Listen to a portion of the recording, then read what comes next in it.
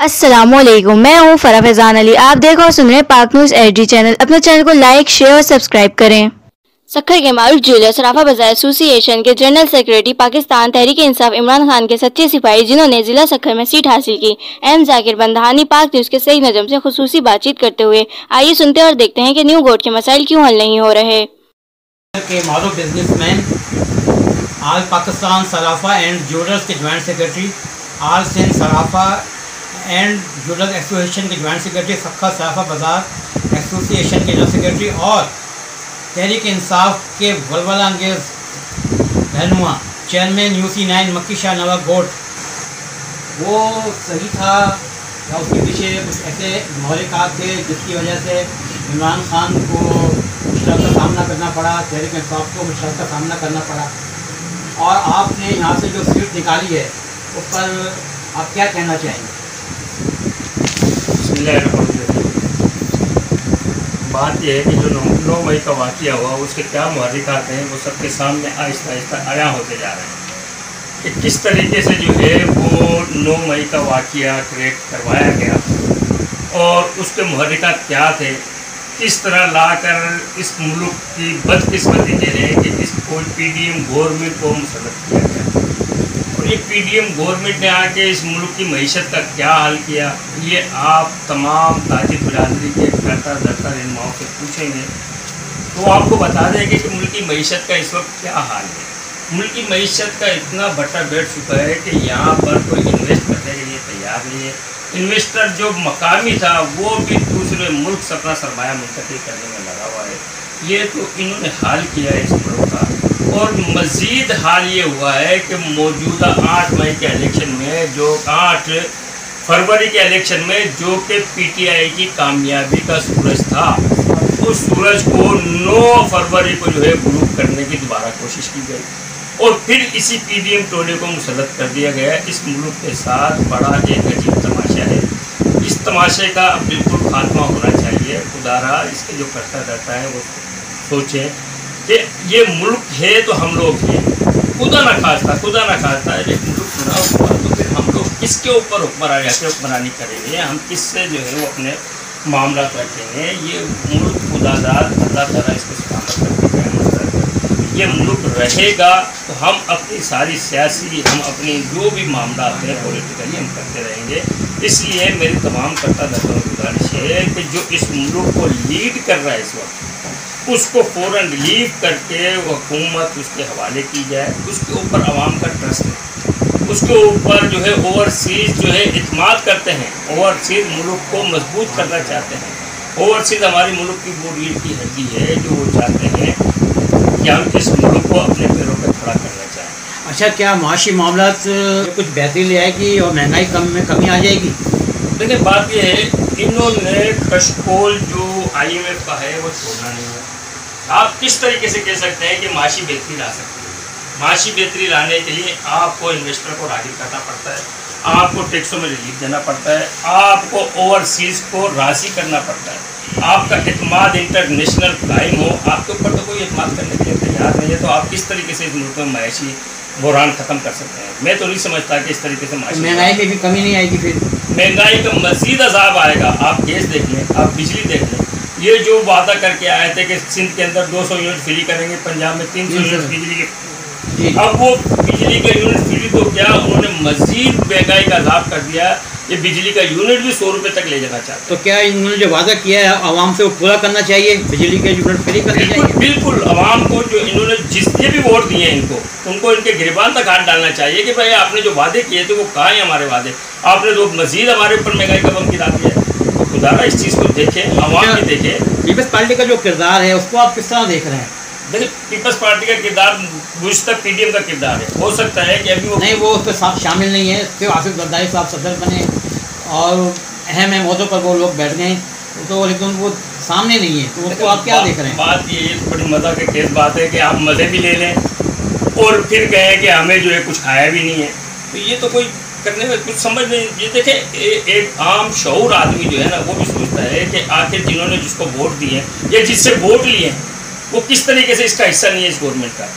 ये तो सबको समझने वाली बात है ना कि आया हम हिस्सेदार भी बन रहे हैं और हम कह रहे हैं कि हमारा हिस्सा भी नहीं है। ये तो थोड़ी अजीब सी बात है। या तो आप कहते हैं कि हम न्यूट्रल रहना चाहते हैं, भाई हम किसी का भी हिस्सेदार नहीं है, फिर तो मज़ा था कि हाँ भाई बाकी पीपल्स पार्टी ने जो है किसी का साथ नहीं दिया। अच्छा, आप जो चेयरमैन हैं UC9 मक्की शाह नवाकोट के, वहाँ की हालात बहुत जो खबरें आ रही हैं वो अच्छी नहीं है, उस पर आप क्या कहना चाहेंगे? देखिए बात ये है कि मैं तो यही कहूँगा कि हमारे साथ इम्तियाजी सलूक किया जा रहा है। बैरिस्टर अरसलान शेख साहब वो आपके साथ ताउन नहीं कर रहे हैं? मैंने यकीन करो उनके हर उसके अंदर ताउन किया अरसलान के साथ। मैंने अरसलान को अनापोज आने में किरदार अदा किया। मैंने उनके लिए जो है इलेक्शन के अंदर जो है वो अभी ताउन का यकीन दिलाया था।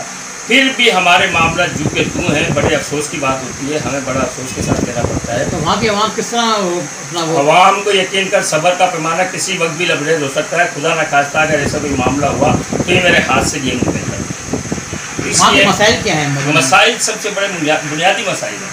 पीने के पानी का मसाइल था, शुक्र है तो हमारी अभी वाटर सप्लाई लाइन हो चुकी है, अपग्रेड होने के बाद हो चुका है। अब मेन इशू हमारे पास जो है वो रोड का है, हमारे पास मेन इशू लाइट का है, हमारे पास मेन इशू गैस का है। ये हमारे बुनियादी मसाइल हैं और ये बुनियादी मसाइल ये तमाम इसका इंसानियत का जो है ना राइट होता है। इसको जो है फिल फोर हमें दे दिए जाए, रोड बनाया जाए, हमारे बिजली के मामला हल किए जाए, हमारे गैस के मामला हल किए जाए और दीगर इशू जो छोटे छोटे हैं वो तो फिर सॉल्व हो जाएंगे। बाकी ये मेन इशूज़ हैं, इसके ऊपर खुदारा फिल फोर जो है ना किया जाए। हाजिरों का कोई मसला हो या किसी की मदद करना, ऐसे में एक ही नाम जहन में आता है। मियानी रोड बंदा रोड एसोसिएशन के सदर हाजी मोहम्मद अफजल हुसैन पालनपुरी ने न सिर्फ अपनी कम्युनिटी बल्कि आम लोगों के लिए भी एक सरमाया खिदमत है। ईद के पुरमसरत मौके पर सही नज़म से खुसूसी बातचीत करते हुए आइए सुनते और देखते हैं। बन गई है, इसके मुताबिक आप क्या तवक्कुआत हैं और क्या मुल्क में माशी हालत सही हो जाएंगे और महंगाई में कमी आएगी? चल रही है, इस वक्त हर आदमी बड़ा परेशान है और हालात जो है बहुत ज़्यादा खराबी की तरफ जा रहे हैं।